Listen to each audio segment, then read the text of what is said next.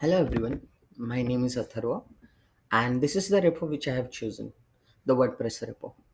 It is a legacy software which works on PSP, but I have chosen a part of the repo which is the Gutenberg repo, which is basically the block editor which works on modern JavaScript.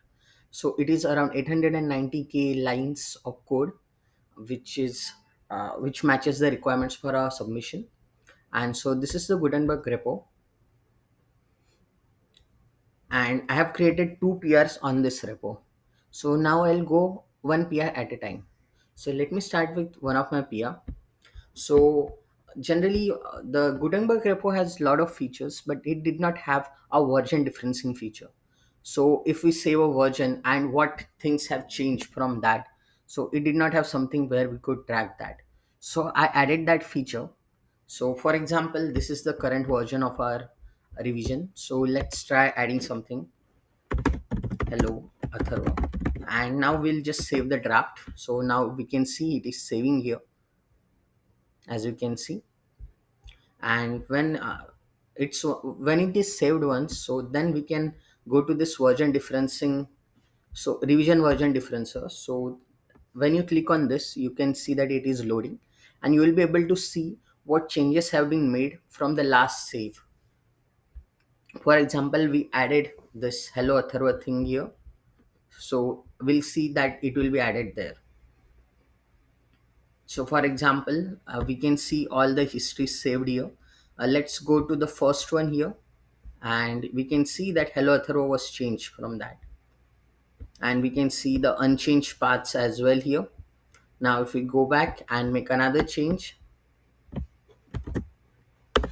let's go hello Atharva 2, and now just control S, which saves the draft. So basically this will be very useful for people who are making their websites to track what changes they have made, and if they want to go back to the changes, so that will help them a lot. So that's why this feature might be very useful, and this is a full stack feature because I had to like pull some data from the database as well to like see the version differencing, and that was in PHP, and the front end was basically JavaScript. So now let's check.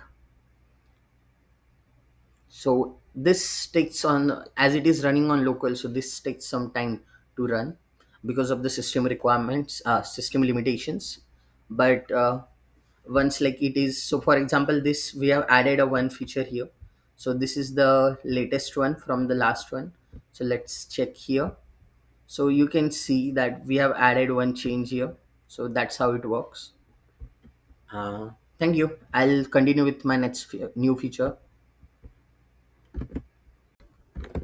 Hello. So this is another feature which I plan to add on the Gutenberg editor of the WordPress repo. So basically, the Gutenberg editor did not have accessibility insights anywhere as much as I could look. So sometimes when we are doing editing on the website or different pages, it makes it very hard to like maintain a proper flow of this, and like many times we miss some of the parts. For example, we'll not add an alternate text for an image. For example, we'll just should use any heading after, like we might use H1 and then directly H4. So that helps with formatting issues, and that might be like will not feel the issues at that time, but when we go into production we might face the same issues. So I found this genuine issue on this editor, and I thought of adding this accessibility insights dashboard in on the left hand side, as you can see. So is it tracks four different things, like it tracks your heading hierarchy. For example, if any of the heading is just vacant, it will show that as well. For example, I'll just create a new heading here, and it will, let's start add a heading here, and you will see that h2 heading is empty. So we can just go to the block from here, and it will take, for example, I am here, and like if I go to the block, it will take me there where it was empty. So I'll just add something, and it will go. Then after h2, if I directly add h4, another one, let's add a heading, and let's change it to h5. So here you can see there is an heading hierarchy issue. So from here we move to h1 to h4, and from here h2 to h5. So sometimes that looks very odd. So this helps us track that. Also, then if we want to add an image here, so let's go to the media library and let's upload files here. So let's upload an AI generated image somewhere. Yeah, so this is an AI generated image here. So we added this image, and we did not add any alternate text here. So we'll just select it and we'll just upload it. So now you can see the image is missing alternate text. So that's how it works.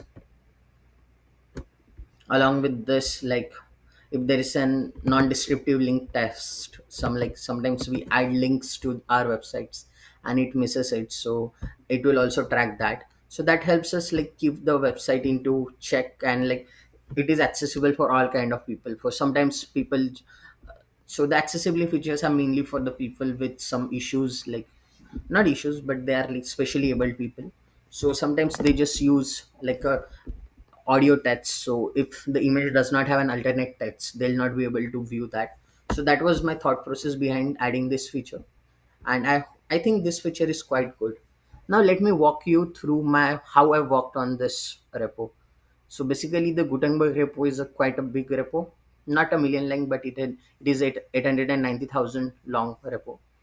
So I created a memory bank especially for the part which I was going to work for. So I had like a PRD and a task list ready before that, which I wanted to add. Then when I went to cursor, I asked to initiate the memory bank based on my rules. And once the memory bank was initiated, uh, I was working parallelly on two different branches because I don't did not want both the features to overlap with each other. So there were two different memory banks there, but it was not able to capture in one go all the details, so I had to like make some multiple iterations of the memory bank to get the exact changes which we need to make. That's how it went through. But I think the LLM is getting quite good with large repos as well, because I was finally able to get it done and it worked quite well. So for example, like when there was some front end changes which we might need to make, we first track the exact files where we need to make the changes, so that there are no like slop in the code. Because as we are creating a pull request, so that makes sense that there should be no slop, and it passes the initial checks of the product as well. So now I would like to show you my two PR. So this is one of the PR which I have created. So like this gives you like what it is, then like why we added this and how we added it, and then it passed all the successful checks. It's just waiting for the human review to merge. And six, it skipped, I think so, because we did not touch that part of the code. So this was one of the PR, and the other PR was this. So as you can see, this is about the revision difference viewer panel which we talked about earlier, and it also passed all the test.